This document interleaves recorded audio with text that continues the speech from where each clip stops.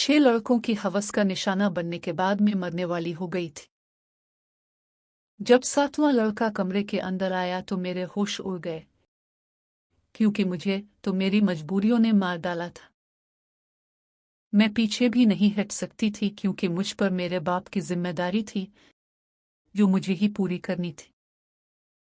अगर मैं ऐसा ना करती तो मेरी माँ और बहनों का दिल टूट जाता और वो आखिरी उम्मीद की किरण भी बुझ जाती जिसे मुझे मरकर भी निभाना था। मैं हर तरह की कोशिश के बावजूद कुछ नहीं कर पा रही थी और सोच सोच कर मेरा बुरा हाल था कि अब ये सब कैसे होगा। फिर एक दिन मुझे कुछ लड़कों ने एक रात गुजारने के बदले मेरी मतलूबा रकम देने की पेशकश की, जो मुझे किसी सूरत मंजूर न थी, लेकिन इसके अलावा कोई हल भी न था। आखिरकार मुझे यह कदम उठाना ही पड़ा। खुद को मारकर मैंने अपनी बहनों को उनकी मंजिल तक पहुंचा दिया था। मेरे साथ जो हुआ इसका दर्द मेरे सिवा कोई नहीं जानता था। मैंने खुद को खत्म कर लिया था ताकि अपनों के ख्वाब और उम्मीदें टूटने से बच जाएं। बस इस वक्त में ही बाकी नहीं बची थी। इन लड़कों ने मुझे इस तरह नोचा था कि मैं आज भी वो दर्द महसूस करती हूं और मेरी नींदें तक हराम हो गई थी। लेकिन मरकर कैसे जिया जाता है, ये मैंने इस वाक़े के बाद जाना। इस जालिम दुनिया में रहम नहीं है। जब छठे लड़के की बारी आई तो वो मुझे देखकर चीख पड़ा। मेरी जिम्मेदारी और घर वालों की ख्वाहिशात मुझे इस मकाम तक ले आई थी जहां मैंने एक ही रात में 5-6 लड़कों के साथ वक्त गुजारने की हामी भर ली थी। आम हालात में किसी लड़की के लिए ऐसा सोचना भी मुमकिन नहीं, लेकिन मैं जिस जगह खड़ी थी वहां मुझे ये फैसला करने में देर नहीं लगी। वो सब सेहतमंद नौजवान थे जिनकी ताकत के आगे मेरी कोई हैसियत न थी। बिस्तर तक आने वाले 2 नौजवानों ने लम्हों में मुझे काबू करके अपनी हवस का निशाना बनाया। ये पहली बार था जब मैं किसी मर्द के लम्स से आशना हुई थी। दूसरे लड़के के निकलते ही तीसरा लड़का अंदर आ गया। मैं थोड़ा वक्त चाहती थी, लेकिन उसने कहा कि वक्त नहीं है, बाहर उसके और भी दोस्त लाइन में बैठे। ये सुनकर मेरी आंखों से आंसू बहने लगे। वो मेरे आंसुओं को नजरअंदाज करते हुए अपनी शिद्दतें मुझ पर बखेरने लगा। मुझ में बर्दाश्त की सकत खत्म हो रही थी।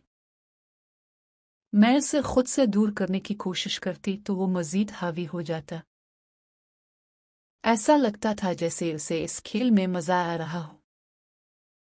आखिर मैंने इसे रोकना छोड़ दिया और खामोशी से इस क़यामत को बर्दाश्त करने लगी।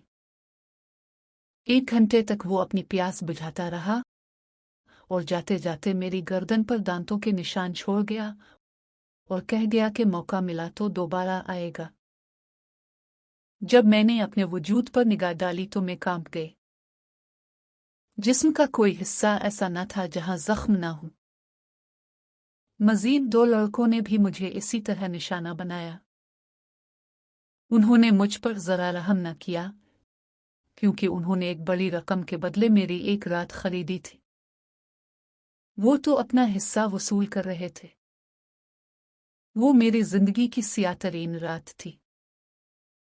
मेरी हालत ऐसी थी कि मैं करवट बदलने के काबिल भी ना रही थी। तकलीफ से मेरी आंखें बंद हो रही थीं जब 5 लड़कों ने बताया कि उनका छठा दोस्त भी आ गया है। मुझ में इनकार की हिम्मत न थी, लेकिन जैसे ही छठा लड़का कमरे में दाखिल हुआ, वो मुझे देखकर चीख पड़ा। वजह जानकर आपके भी रूंगटे खड़े हो जाएंगे। मेरा नाम इकरा था और मेरी उम्र 22 साल थी। मैंने ग्रेजुएशन की थी, लेकिन नौकरी नहीं मिल रही थी। वालिद के इंतकाल ने मेरी कमर तोड़ दी थी। घर में 3 बहन भाई थे और कमाने वाली मैं अकेली थी। जब मैं नौकरी की तलाश में निकली तो मुझे अंदाजा हुआ कि बाहर की दुनिया कितनी मुश्किल है। फिर मुझे एक फूड मॉल में वेटर की नौकरी मिली। वहां के तकाजे अजीब थे। मुझे जदीद लिबास पहनना पड़ता और मेकअप करके खड़ा होना पड़ता। मेरी माँ परेशान थी क्योंकि बिजली का बिल न भरने की वजह से बिजली काट दी गई थी। मैंने माँ से झूठ बोला कि मुझे एक मल्टीनेशनल कंपनी में नौकरी मिल गई है। वहाँ काम करते हुए 5 लड़के रोज आते थे जिन्होंने मुझे रकम की पेशकश की। मेरी बड़ी बहन का रिश्ता आया तो माँ ने जहेज के लिए पैसों का तकाजा किया। मैंने मजबूर होकर उन लड़कों की बात मान ली। मैंने माँ से झूठ बोला कि कंपनी ने लोन कर्ज दिया है, लेकिन बदले में रात को काम करना होगा। इस रात उन 5 ने मेरे साथ जो किया उसने मुझे उदे मुआ कर दिया। जब छठा लड़का अंदर आया तो बिस्तर खून से भरा हुआ था और मैं आखिरी सांसें ले रही थी। वो उनका दोस्त तो था लेकिन इसके अंदर इंसानियत बाकी थी।